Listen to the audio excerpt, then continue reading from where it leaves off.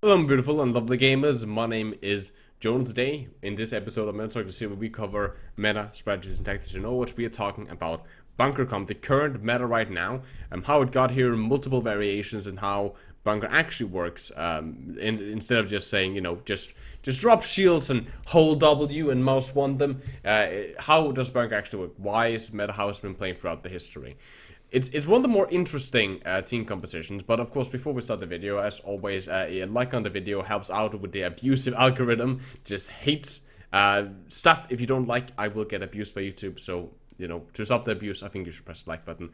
Besides that, of course, subscribe and bell notification if you like this series, if you like Overwatch, FPS gaming in general, stuff like that. And what do you guys think about this webcam thing that's going on? Is it something that you guys like? I think it's more personal. I personally like it. But what do you guys have any feedback on that? I'm working on lighting. Right now, I have a little bit of a lamp here that I'm trying to kind of use to light up my face. It's not working that well, but I'm working on it. Feedback, of course, always appreciated. Now, let's talk about Bunker Comp. So, in Bunker Comp, there have been numerous ways that have been played, especially back in the old days. For example, Bunker Comp was played as a poke comp. That was a more known name for the team composition. And what you would do essentially is you would establish your Orisa, or for example, a high ground. You would play this normally with a Hog or a D.Va, depending. And then the entire job of the team composition was built around incredible shield break. That's it. Like, that was the whole strategy, was make sure that the enemy team won't have resources to brawl with us, because this time it wasn't used as a brawler comp, which it is today. Today, Bunker is far more of a team composition that brawls. It's kind of, as some people call it, the new GOATs. It's far more of a brawler comp. In the old days, it was more built around poke comp, and it can still be run like that today. Essentially, you would play stuff like Hanzo, Junkrat, Orisa, Roadhog, Mercy, and Yada, right? All of that is built around incredible shield break, pressure, and so on. With some point control. Because the problem was that the way that Bunker was designed, and because of the way the heroes were designed, they were very easily dealt with by certain team composition, either by a direct push by the opposing team, which was in Deathball, where Deathball was allowed to close up the gap and could therefore play aggressive and force back the Bunker and then take point control from them, or team composition like Dire that would just outmaneuver the team composition overall. That was normally what would happen if you played Bunker, and therefore a lot of teams stopped dropping it. But now Bunker is far more advanced. There's a lot of people that have been working with it. I've personally been working with it in higher tier scrims and so on. So let's talk about what does Bunker give. Bunker is built around resource management. It's a very resource heavy composition, and we see this with the picks that are being played. So the reason Orisa is so strong. Any Bunker comp is essentially a comp with Orisa as the main tank. The reason Orisa comps are so strong right now is due to Fortify. Fortify reduces Orisa's defense by 50%, so you half all damage incoming. You cannot be CZ'd or frozen or anything like that. Doing that, you have a very independent front line. You also have a shield that has a decent amount of health, that can be moved around with cooldowns, but still it can be refreshed. Has a good cover, a good amount of cover. It also has a bend to it, so it blocks to a certain extent your sides. And that is what makes her good, because if you try to push the Orisa, she can fortify herself. The shield will stop your supports from doing anything. So your supports won't be able to heal you, your DPS won't be able to follow up unless they push past the shield them as well. And the Orisa can still retaliate. Compare that to like a Reinhardt, for example, where the Reinhardt either can choose from shielding or smacking away with his fucking hammer, right? There's no in-between in that scenario. And that's what makes Orisa so strong. That you can claim space and push into the space. And if the opposing team tries to challenge you, you have Fortify to brawl it out with. Therefore, we see a lot of different follow-ups. We've seen the Rush comp been made, which is Orisa with a D.Va. The Orisa with a D.Va is built in a way that you can quickly engage on the opposing team. Normally play, for example, with Mei Reaper. You have Versatility with the Mei and the Reaper, who can take high grounds from the opposing team, right? You can teleport up to different high grounds. For example, the Reaper can teleport up here as you guys push in through main and so on. You have Versatility. You have the fact that you can actually just W into people with shotguns. Mei can split off and so on, and it's also really good at draining resources from the opposing team, which normally will run Bunker. If you want Deathball into a Bunker, your Reinhardt won't be able to do anything, as the enemy Orisa can zone the Ryan alone, right? And with the help of an off tank, the Ryan and the Zarya won't be able to do much. The shield break will be too low during engages, and both tanks will be useless as they'll be hard countered by the main group of the opposing team. Playing dive can work, but also can be a little bit of a struggle. Dive at that point needs to move around the bunker and then strike the backline mostly, or it needs to force out Fortify from the Orisa and then kill the Orisa. Taking out the tank lineup in bunker is very difficult for anything that is not a bunker, as you don't have the sustain anymore to actually challenge it. That's the issue. So dive normally centralizes on taking out the backline of the opposing team, sometimes targeting the off tank of the bunker comp, if that's a possibility, killing them and then snowballing onto the main tanks. Tanks normally doesn't die first in the bunker comp when dive is in play because of that. And when it comes to other team composition in form, bunker with a hog, for example, has incredible zoning potential. In general, bunker or Orisa has incredible zoning potential. If the Orisa, for example, is here, and let's just say that there's an enemy something, let's just say there's an enemy Zarya that they want to off angle here, right? She can't do that if her Rhine or whatever, like if her main tank is in main here, not with her, she can't off angle here, because the halt will come out and she will get either hit by a rock, shot by whatever we have, hooked, right, because of halt. Halt stops off-angling from happening, meaning that the fact that the shield is really powerful is, yes, it's really powerful, but the halt also stops off-angling from happening and also stops the opposing team from doing much in save of saving their resources. For example, if you play bunker versus bunker and you have a roadhog, and you halt over the shield and you get the Orisa, what will the Orisa do? She will immediately pop Fortify. You just got Fortify out. Now the enemy Orisa cannot brawl with your Orisa anymore, right? Now they can try to counter that, and that's why Mei was picked up for a very long time, as the Mei could wall off the halts, and then your Orisa would have Fortify and their Orisa won't, and at that point you can push in and take half damage, and their Orisa cannot, meaning you have the advantage in that team fight. They cannot push you, you can push them whenever you want. Right, so it's really good for getting out resource. Same if you hold the Genji, he had to top deflect and most likely dash. The Doomfist has to disengage. The Tracer has to blink or recall or both. The Pharah, holding the Pharah is a little bit difficult, but if that's a possibility to go, the Pharah needs to move or she will die, especially if there's a hook involved. And there's so many follow-ups that's done on that now. Doomfist, which has his rocket punch, can just punch straight into it, uppercut, and then do combos. The Hog can hook if you play with that. The Sigma will stun with his rock, or Mouse 1, and just deal in general really good damage.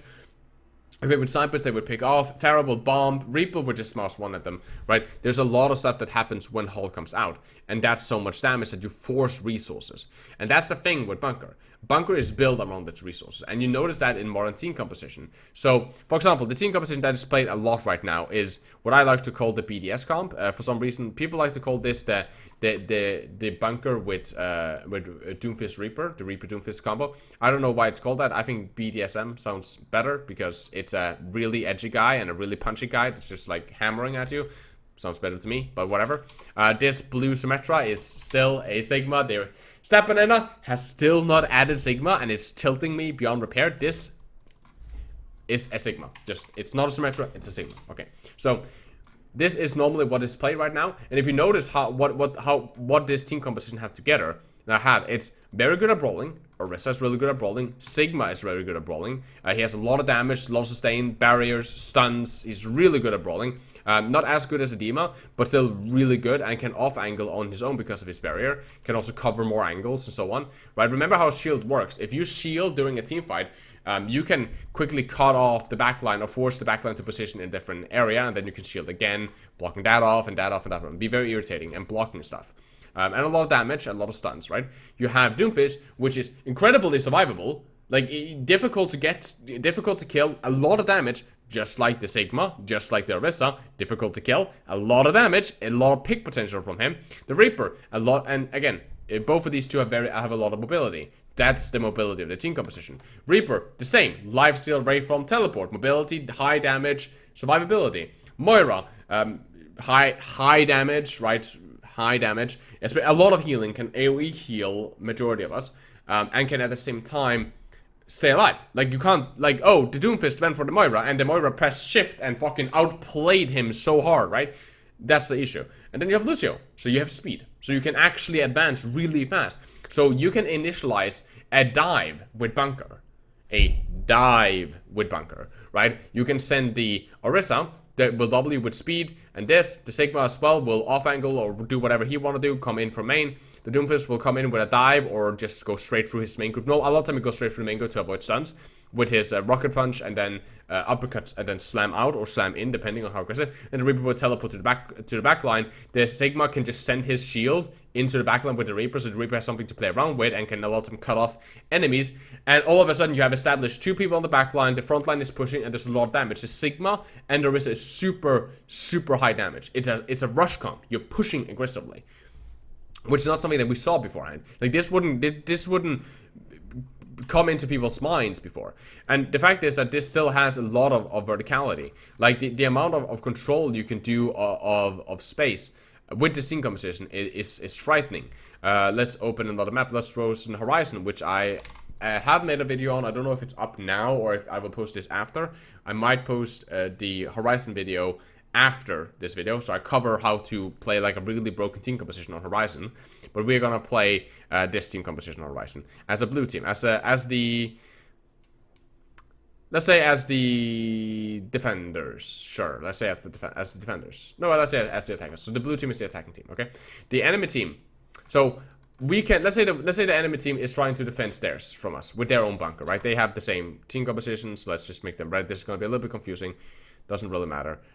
Boom. Okay, red team is defending. So okay, they put up the Sigma, they put up their Orisa, they have the Moira, they have the Lucio to speed them, they have the Doomfist to be ready to slam a lamb, they have the Reaper, right? Okay, so how do we deal with this?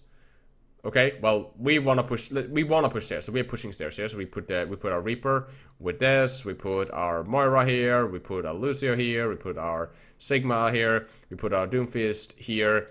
We start pushing up the stairs aggressively. We drop an aggressive shield here to block. Then we teleport the Reaper there as the Doomfist goes in. Actually, we can put an even more aggressive shield. We can just get up to the stairs, wait a little bit, and put an even more aggressive shield. The Doomfist will come in with the Reaper in the back line. You now have a Reaper and the Doomfist at the back line while we are all pushing in. If your DPSs just want to continue attacking us, our tanks can just say, okay, sure, and pop fortify, start eating, putting up Sigma barriers. Sure. Push us. Let us kill your backline and your tanks. You're not doing shit from this position, right? You can be so aggressive with this position. You have so much mobility that you can put 2 individual DPS that is high carry and has so much fucking burst and survivability. You can just drop them into the backline and just say, hey, so you guys want to get fucked? Right? That's how broken this scene composition is right now. And that's what this playstyle is. You can do the exact same thing on Hollywood. If you're attacking Hollywood, you can run through screens. If this thing could load today, thank you. That's what I get for buying a computer. Now, you can put you can teleport, you can run through screens with your entire bunker, establish point, teleport him up there, and then your Doomfist can play main, attack, and uppercut to this high ground and take this high ground from them. Now you have a Doomfist on this high ground, a Reaper on this high ground, and your entire bunker pushing in, right? And again, remember how survivable this is. You can force the enemy team Orisa to fortify, but just sending a right-clicking Doomfist, which has a 4-second ability that one-shot, do that towards the Orisa, and she will most likely pop fortify immediately. You can just force out fortify from the opposing team if you're being aggressive enough. Right? So you can force out the enemy team's resources. And that's the thing that you will notice with a bunker. The way you beat a bunker, and the one a bunker beats another bunker, is resource management. Can we force Orisa's fortify out? Because if that is out, they can no longer defend. Our Sigma can then walk into their Orisa with a fucking rock and just like, at them, and just knock the Orisa prone. Immediately. Right? And just stun her. And then you have a Reaper pushing in through main. You have a Doomfist to CC the living shit out of her, right? So if you force out Fortify, the bunker's entire survivable frontline starts to struggle. At that point, the bunker needs to give space, and the Sigma needs to pick up the slack. That's one of the reasons we run Sigma, because it's difficult to push into Sigma. It's easier to push into a D.Va than to Sigma, because each of his orb does so much damage. The Rock can also force abilities such as Ray Foam, and as soon as the Reaper doesn't have Ray Foam, it's the same story for him. All of a sudden, the Reaper struggles to push aggressively because he has no disengage tool, right? You can, to a certain extent, stop Doomfist. A lot of time, you can either stop him with a Rock if you're really good. You can slow down the Doomfist with the halt of the Orisa, so if the Doomfist engages and he tries to disengage, you can hold him back and then hit him with the rock or stun him or something. Or you can counterpunch. So if a Doomfist goes directly for, let's say that the enemy team holds high ground, and every time we push it through screen, they halt, and then they drop with the Doomfist, and he meteor, and he rocket punches. That's a very common combo to try to get a free one shot, or to force out Fortify early in the engage. If you have a Doomfist yourself, you can just like charge a small rocket punch and just like punch and then stun the enemy Doomfist behind your shield, right? If you're really smart, the enemy team will send in a Sigma barrier to try to help the enemy Doomfist a little bit, but there's so much counterplay, and it's all about resource management. It's all about getting out valuable abilities. And again, if you notice how these team compositions are built up, it's about sustain, and high burst damage on the DPSs, because Reaper is really strong, Doomfist is really strong, Orisa is really strong, Sigma is really strong. All these give damage and survivability. Lucio is for speed. He's also very difficult to get to. And the Moira is for fade, so that there's no DPS, so there's no support that is easily singled out. All of them also have huge area deny combos, right? We are talking Meteor Strike and Death Blossom and fucking Sigma Field, I forgot what's it called, Flux. And you have Bongo, which gives you damage boost, which forces the enemy team not to play there anymore. You have Sound Barrier and Coalescence, which is super good engage. So this team composition, which is supposed to be a poke comp, right? Where you stand back and you remove the shield, and then you remove the health, and then you cannot push, right? And then you look for picks with the Widow Hanzo combo, right? That comp has gone over from being this like really like passive bunker. If you notice how we used to play this on stuff like Nepal. Like this, like during Goats meta, I remember there was a bunch of teams that was still playing bunker on Nepal Sanctum, because you could kind of work against the rush comp of the Goats if you played correctly. Right? So what you normally would do, for example, you would put a Hanzo, for example, up here, or a Widow. Then you would put a Widow at a different angle. For example, let's just say the Widow is over here, since I put the hands up there. And then you would put your Roadhog and your Orisa. You would put your Orisa with her good buddy Roadhog here, right? Again, zoning. So again, if anyone tries to engage you, you can just halt over shields and then threaten with hook, right? And then you could play this with a Mercy for damage. Then you could damage and res, and a Zenyatta for trance, discord, and damage, right? You have so much damage right now. That's insane. This was a old build of this team composition, of this bunker team composition. Very, very common to run. You can see some variation. Sometimes you played Junkrat instead of the Widow, and sometimes you played Sombra. I've seen this with Sombra. I've even seen this with Doomfist back then. But this was very, very common to play. You have a lot of picks, you have a lot of angles, right? There's pressure from him, there's pressure from her, there's pressure here, there's a lot of fishing, there's a lot of poke, and a lot of picks. There's a pick comp, a poke comp, whatever you want to call it. If you notice how bunker is played now, this completely just destroys us. No questions asked. There's no way for this shit to counter the bunker that we're running right now, because of how aggressive we can play it. Like the only one that's at threat is the Widowmaker, and at this point our bunker could just challenge theirs. Like we can just, okay, cool, you want to play the point? Okay, give me my team composition. Okay, great. So we're gonna play here, guys. We're gonna wait for point unlock, just a half a second, okay? And then we're either gonna go here, or we're gonna go through under. They can also rotate under and just go in there to avoid a Widow LOS, which might be actually the smartest one for them to run. So for example, they can do that, and then if they want to really be nasty, they could hide the Doomfist and then attack the Widow with the Doomfist. But let's just keep him in main right now, just to run the classic Goats rush, right? Okay, we go out here with the Sigma, with everything. Okay, we speed into them. We put the Reaper on them. We force out Fortify. We start pushing them hard. If they try to counter push, then I will Fortify and we will have HP advantage. And who's gonna stop us? Right, no one. No one can stop us. Like, if the Roadhog tries, fucking punch him. Just get him off. We can knock you off the map. There's no poking. There's no fishing anymore. They are forced off the objective. They cannot brawl. And then they can play outside of the objective. Yeah, go ahead. And we will get the objective points, right? And then we can re-engage again with the teleport. With the teleport of the Reaper while the front line is pushing. Notice that the Reaper never teleports alone. It's not like he teleports and we stand still and then let him do things.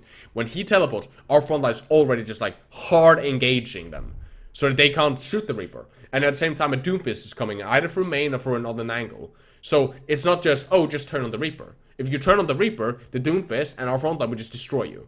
And if you turn on the Doomfist, the Reaper will destroy you. And if you turn on the front line, both DPS will destroy your backline, right? So you have to really hard resource manage this.